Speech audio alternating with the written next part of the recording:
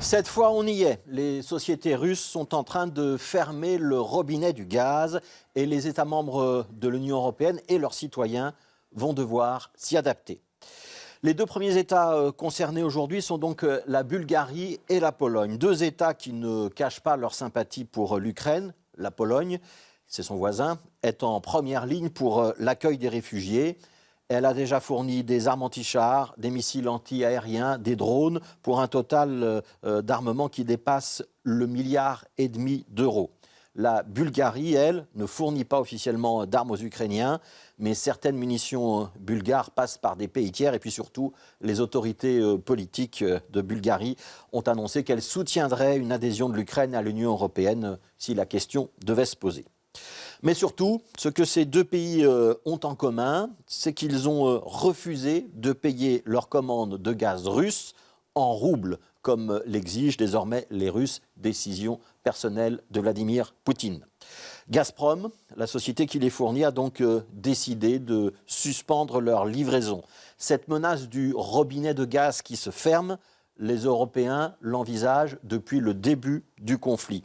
Et le fait que la Russie passe aujourd'hui à l'acte n'est pas réellement une surprise, mais c'est un pas de plus dans l'escalier des tensions et on doit y être attentif. C'est aussi et surtout un nouveau test de la solidité du front européen.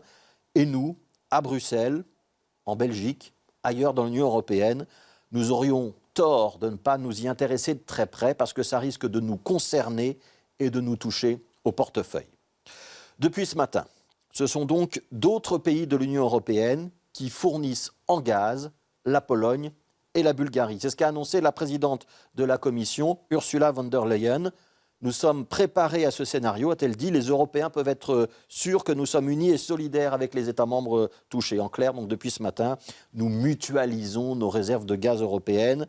Nous venons en aide aux Bulgares et aux Polonais. Et Ursula von der Leyen a même indiqué que les entreprises qui acceptaient de céder au chantage de Gazprom s'exposaient à un risque juridique élevé.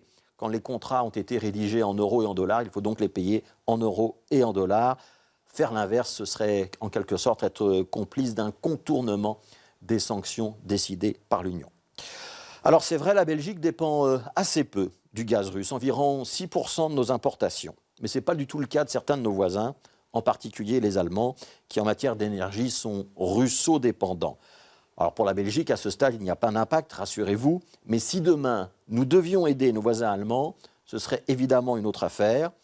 Un plan d'urgence existe. Pour l'instant, il n'est pas déclenché. Nous ne sommes même pas en phase de préalerte. Mais ça n'a pas empêché les prix du gaz et du pétrole de partir à la hausse aujourd'hui. Alors en quelques jours, les ministres européens de l'énergie vont à nouveau se réunir. Et nous, les consommateurs, nous devons aussi nous préparer. Nous ne sommes pas en guerre avec la Russie au sens militaire du terme, mais nous sommes bien partie prenante d'un conflit qui est aujourd'hui énergétique, qui peut avoir un impact sur notre économie et peut-être demain sur notre confort de vie. Une arme donc avec laquelle les Russes pourraient être tentés de frapper l'Union européenne en son cœur.